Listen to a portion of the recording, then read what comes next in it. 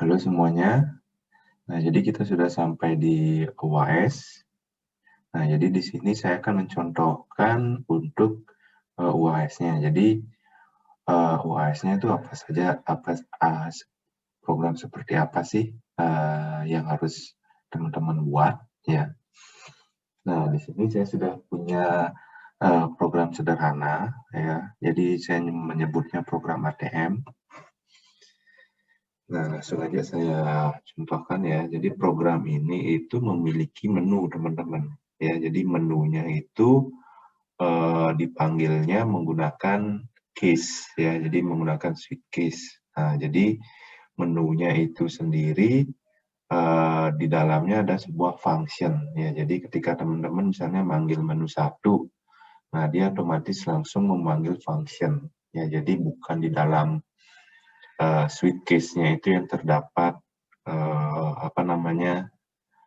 program, tapi di dalam switch case-nya itu terdapat sebuah function. Nah, function-nya ini di dalam function-nya ini baru memiliki sebuah program ya. Jadi saya contohkan di sini ada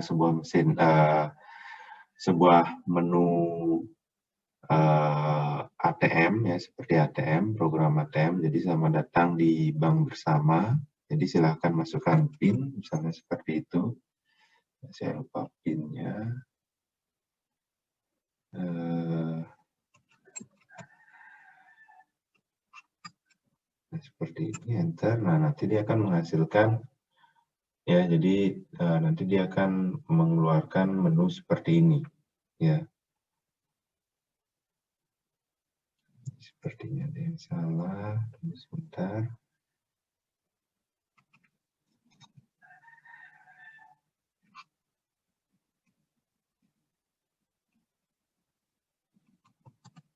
Nah ya, jadi akan ada menu seperti ini ya. Misalnya saya klik pilih menu 4, cek saldo. Nah, nanti kelihatan sisa saldo Anda sebesar 250.000. Apakah Anda yang melakukan transaksi lagi? Ya. Ya, terus misalnya saya milih menu 7. Ya, nominalnya misalnya 550.000. Nah, benar. Masukkan nomor rekening. Benar. Tujuan transfer M. Dava Geraldine ya, rekening sekian. Ya, nah, benar. Sisa saldo Anda, nah sisa lagi 200.000. Apakah Anda ingin melakukan transaksi lain ya? Jadi tadi saldo saya 250.000, setelah transfer berapa namanya 50.000. Nah, maka otomatis ya saldo saya itu ada di 200.000 ya. Nah, misalnya saya tarik nih 1 juta. Sisa saldo Anda 200.000. Nah, berarti nggak bisa di sini ya. Ya, misalnya saya tarik 100.000. Ya. Nah, sisa saldo Anda 100.000 berarti sudah berhasil. Tapi tidak ada keterangan berhasil atau tidak. Nah, itu contoh sederhana ya. Jadi dari sebuah program yang memiliki menu ya, di dalam menunya ini dia bukan terdapat terdapat program lagi di dalam menunya, tapi dia memanggil sebuah function ya. Nah, untuk soal UAS-nya apa saja sih syarat-syaratnya ya. Jadi sudah saya buat di sini ya.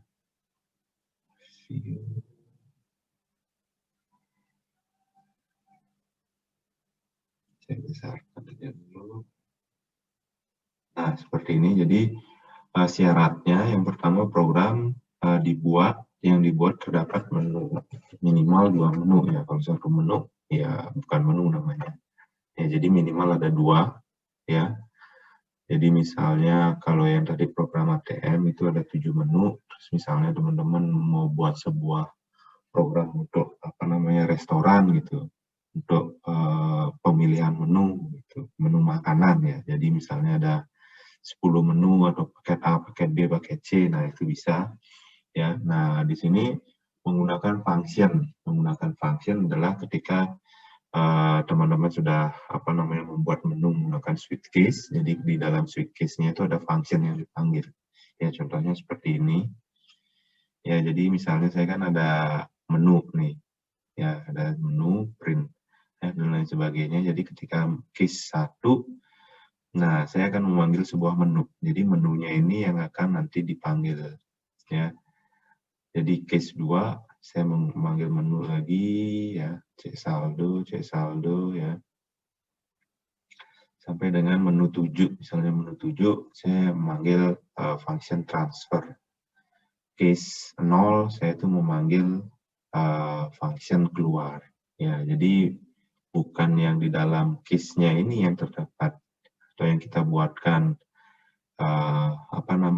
program lagi ya.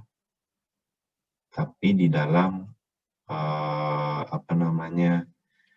function-nya ya, paham ya.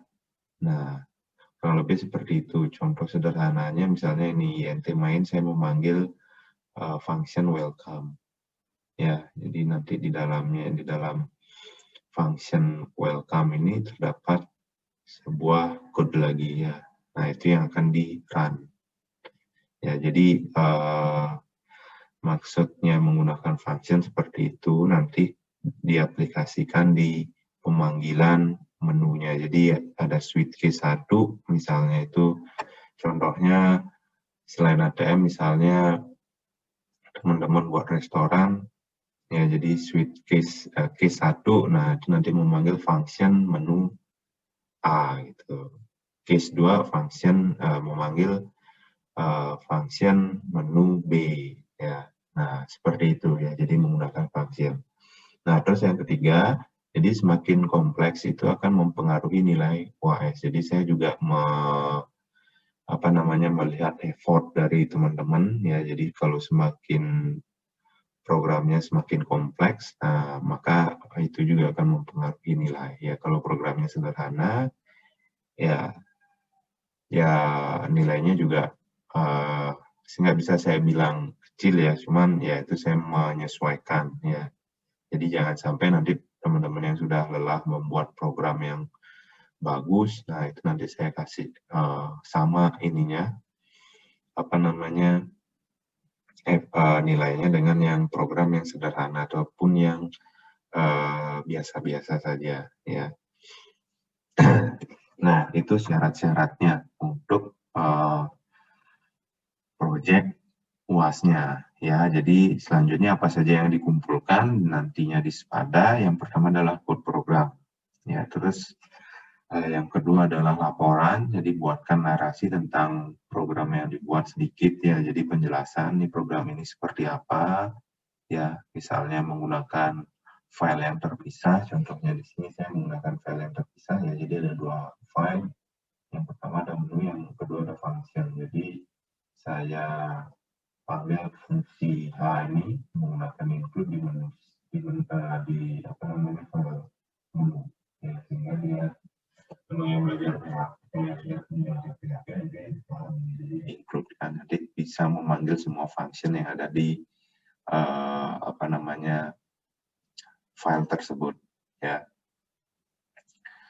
Nah, selanjutnya buatkan alur dari program menggunakan flowchart. Jadi gambarkan alur ya programnya itu seperti apa sih flow-nya ya. Nah, selain itu berikan juga penjelasan dari flowchart tersebut ya, sehingga nanti orang yang baca itu paham. Nah, selanjutnya kalau teman-teman mau menjelaskan code-nya dari masing-masing fungsi itu juga boleh ya. Nanti akan ada poin plusnya, tapi standarnya seperti ini ya. Namun kalau teman-teman mau tambahkan penjelasan dari code programnya di laporannya itu nanti dapat poin tambahan lagi ya. Terus teman-teman bisa wajib membuat cover untuk laporannya ya. Nanti dikumpulnya PDF di SPADA ya.